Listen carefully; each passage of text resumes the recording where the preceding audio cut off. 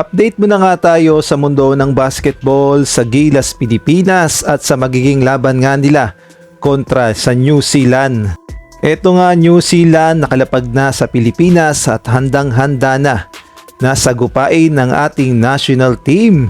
Samantalang ang ating national team na Gilas Pilipinas pahirapan pa rin kung sino ang makakapasok sa Final 12. Ngunit bago tayo magpatuloy, pakipindot naman ang like, subscribe at ang notification bell para updated ka sa susunod kong i-upload.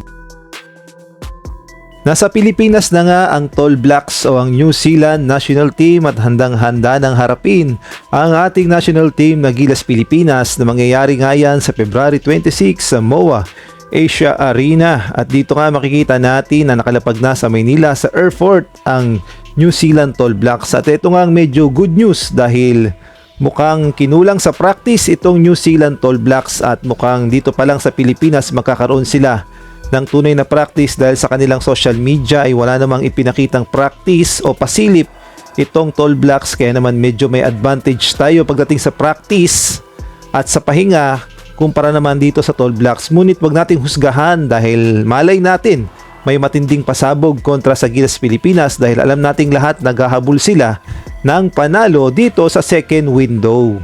Samantalang update naman tayo sa ating Gilas Pilipinas, magpasa hanggang ngayon nga ay wala pang inilalabas ang SBP kahit itong si Coach Tim Cone ng ating Gilas Pilipinas Final 12. Naunahan pa nga tayo ng Australia at New Zealand dahil naglabas na sila ng kanilang Final 12. Samantalang tayo wala pa at mukhang pahirapan talaga kung sino ang makakapasok sa Gilas Pilipinas Final 12 dahil lahat ng players ay deserving naman talaga at napakahirap na desisyon para kay Coach Tim Cone kung sino ang kanyang pipiliin.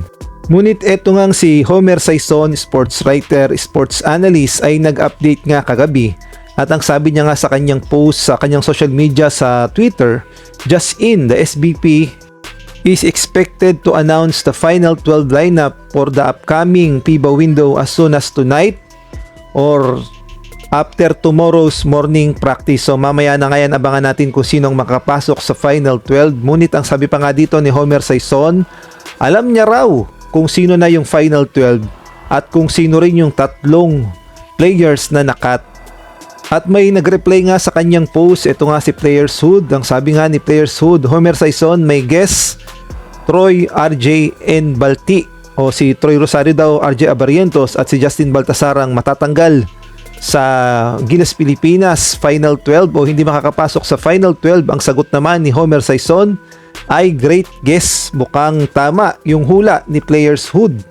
Kaya abangan natin kung totoo ba talaga na si Troy Rosario, RJ Abarientos at itong si Justin Baltasar ang makakat sa Final 12. Ngunit hindi pa nga sigurado yan at abangan natin ang official announcement ni Coach Tim Cone at gayon na rin ang SBP kung sino ba talaga ang makakapasok sa Final 12.